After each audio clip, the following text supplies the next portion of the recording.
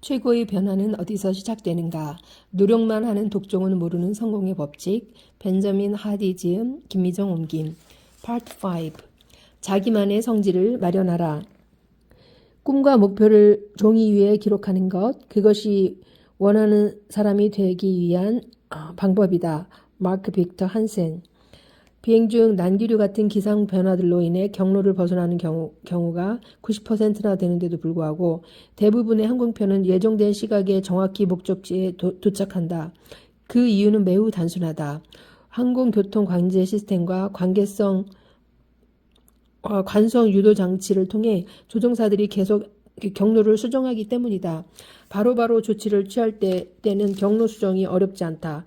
그러나 수시로 경로를 수정하지 않는다면 장애물이 있거나 다른 문제에 처했을 때 대참사가 벌어질 수 있다. 사소한 오류가 대형 사고를 일으킨다. 1979년 남극 대륙 관광용 여객기 한 대가 승객을 포함해 총 257명을 태우고 뉴질랜드를 출발했다. 조종사들은 누군가가 2도 정도 비행 좌표를 변경하는 바람에 비행기가 경로에서 45km 동쪽으로 가고 있다는 사실을 알지 못했다. 남극 대륙이 가까워오자 조종사들은 탑승객들에게 멋진 경치를 보여주기 위해 비행 고도를 낮췄다. 안타깝게도 부정확한 비행 좌표 때문에 비행기는 활화산인 에러버스 산바로 위를 지나가고 있었다. 눈높이 화산과 그 위에 낀 구름을 구분할 수 없었던 탓에 조종사들은 평지 위를 날고 있다고 생각했다. 신속히 고도를 높이라는 경보음이 울렸을 때는 이미 너무 늦었다. 여객기는 화산에 추락했고 탑승객은 전원 사망했다. 비행 좌표를 고작 몇 도 잘못 설정하는 실수가 돌이킬 수 없는 엄청난 비극을 초래했다. 사소한 오류라도 정정하지 않으면 대형 사고로 이어지는 법이다. 이 여객기는 우리의 삶과 유사하다. 하찮아 보이는 우리의 삶의 단면들도 좋건 나쁘건 파문과 풍랑이라는 결과를 가져올 수 있다. 당신은 인생을 어떻게 조종하고 있는가? 어떤 피드백을 받아서 경로를 수정하는가? 얼마나 자주 유도장치를 확인하는가? 당신에게 유도장치가 있기는 한가? 당신의 목적지는 어디인가? 언제 그곳에 도착할 예정인가? 당신은 현재 경로를 벗어나 있는가? 경로를 벗어난 지 얼마나 됐는가? 당신이 올바른 경로로 가고 있는지 어떻게 알 수 있는가?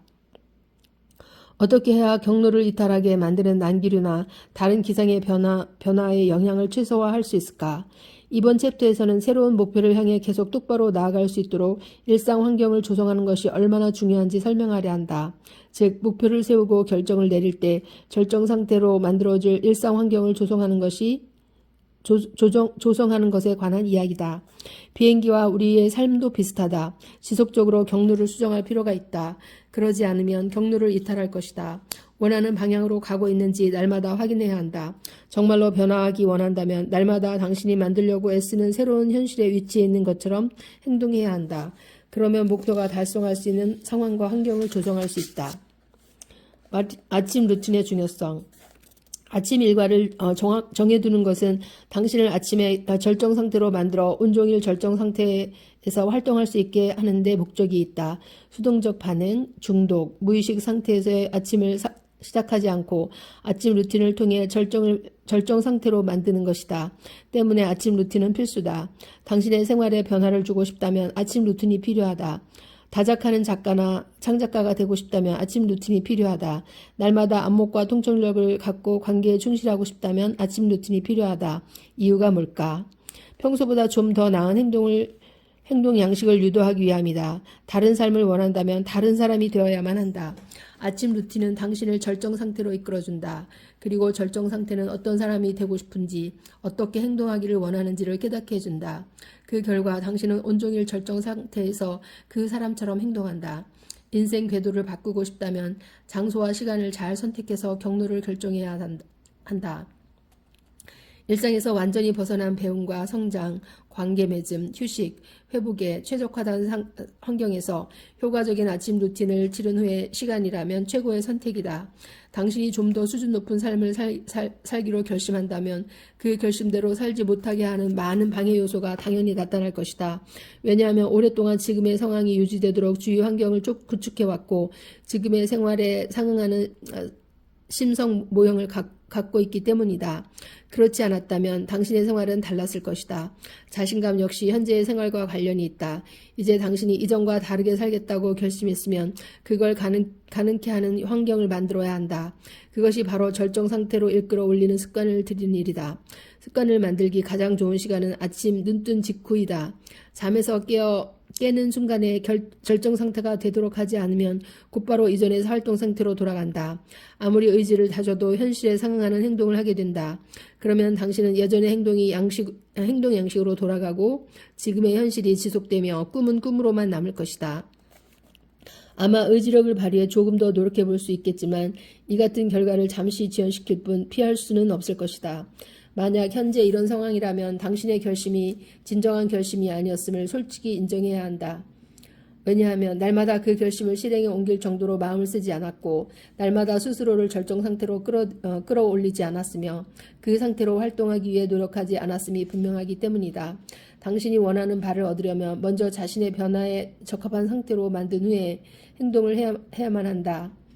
상태, 실행, 달성의 순서이지 그 반대가 아니다. 결심에 이르게 된 절정 상태에서 시종일관 행동해야 한다. 자기만의 성지와 매일 할 일을 정해두고 자신이 원하는 역할에 맞는 정체성을 갖고 행동할 때 자연스럽게 그런 존재가 될 수 있다. 인생의 중요한 일에 먼저 집중하라. 사람들은 대부분 수동적인 반응으로 하루를 시작한다. 침대에 누워 스마트폰을 들여다보면서 남들의 정보와 의도로 구성된 지드철 세계로 빨려 들어간다.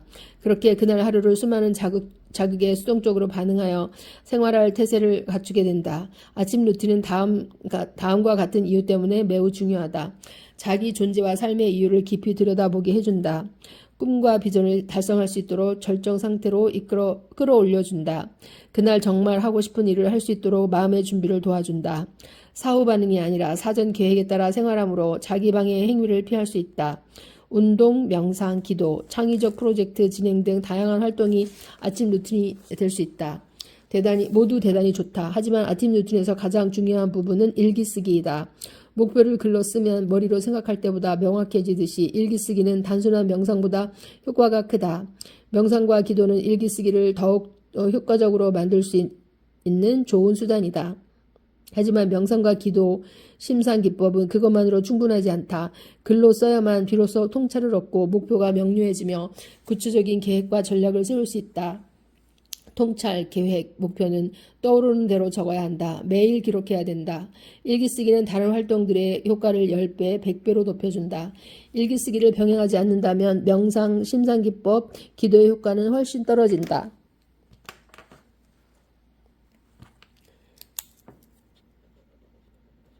아침 루틴의 목적은 일의 우선순위를 정하는 데 있다. 당장 급한 일보다 인생에서 중요한 일에 먼저 집중하도록 하면 당신은 단순한 생존 모드에서 벗어나 삶의 엄청난 추진력을 얻을 수 있다. 추진력은 자신감을 낳고 자신감은 점점 더 큰 꿈을 꾸게 하며 조화로운 삶을 살게 한다. 운동과 창의적 프로젝트는 아침 활동으로 매우 적합하다. 하지만 그 전에 그날 어떤 상태로 활동하고 싶은지 계획하고 자신을 그 상태로 만드는 일이 선행되어야만 한다. 이것이 명상과 일기쓰기를 해야 하는 이유다. 당신의 의식과 잠재의식뿐 아니라 창의적 뇌와 에너지는 잠을 자고 난 직후에 최적의 상태가 된다. 목표 달성을 위해 잠재의식을 훈련시키려면 아침에 일기쓰기부터 쓰는 것이 좋다. 나폴레온 힐은 생각하라 그러면 부자가 되리라에서 잠재의식은 가장 직접적이고 그 실용적인 방법으로 그에 상응하는 신체 상태를 만들어준다라고 했다. 아침에 일기를 쓰는 시간은 5분에서 15분이면 족하다. 아침마다 제일 먼저 자신의 목표와 꿈을 기록하면 그 목표에 대한 믿음과 욕구가 깊어진다. 목표를 달성할 수 있다고 믿지 않는다면 달성하지 못할 것이다. 특정 목표의 달성을 진심으로 원하지 않는다면 실제로 그런 일은 일어나지 않을 것이다. 그러므로 매일 아침 목표를 떠올리고 목표 달성을 믿고 이를 간절히 원하는 상태로 만들어야 한다. 그러면 매일매일 목표에 대한 열정과 집중력이 떨어지지 않을 것이다. 목표를 쓸 때는 긍정적이고 명확해야 한다. 예를 들어 10만 달러를 벌거나 마라톤에 완주하고 싶다면 다음과 같이 쓰도록 하라. 나는 몇 년, 몇 월, 며칠까지 10만 달러를 벌 것이다. 나는 몇 년, 몇 월, 며칠까지 마라톤을 완주할 것이다. 만일 당신의 목표를 기록하라. 매일 당신의 목표를 기록하라. 아침에 정신이 맑을 때 목표를 달성하기 위해 해야 하는 모든 일을 써야 한다. 여기에는 연락할 사람들도 포함된다. 이번 주에 해야 할 뿐만 아니라 그와 관련해서 오늘 해야 할 일도 포함된다. 날마다 일기를 쓸 수 있는 자기만의 공간을 만들어라.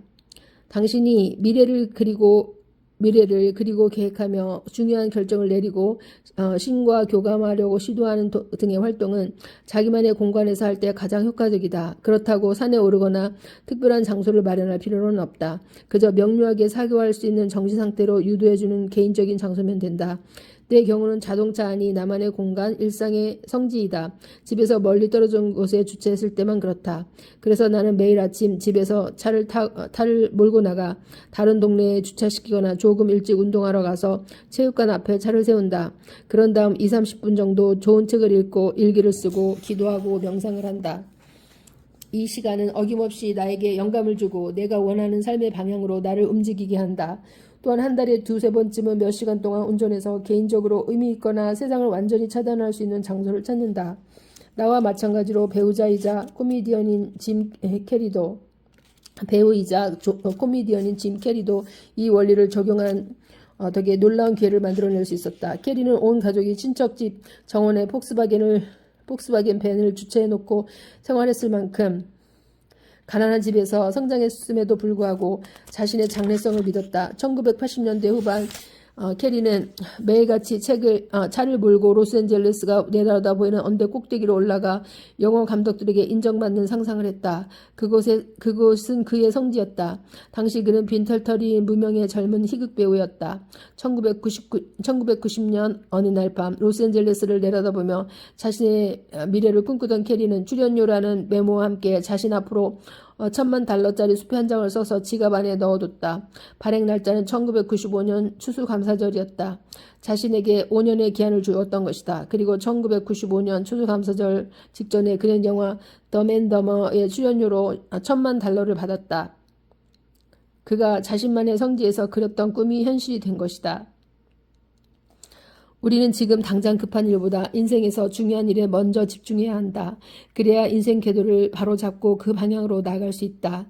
자신이 원하는 삶의 방향으로 움직이고 생존 모드에서 벗어나 추진력 있는 삶을 살고 싶다면 다음과 같은 일을 실천해야 한다. 스스로를 들여다볼 자신만의 성지가 있는가? 명상과 생각, 기도, 구상을 할 장소가 있는가?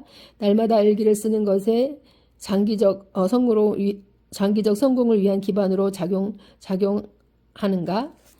정상 궤도로 가고 있는가? 스스로에게 시간을 주고 있는가?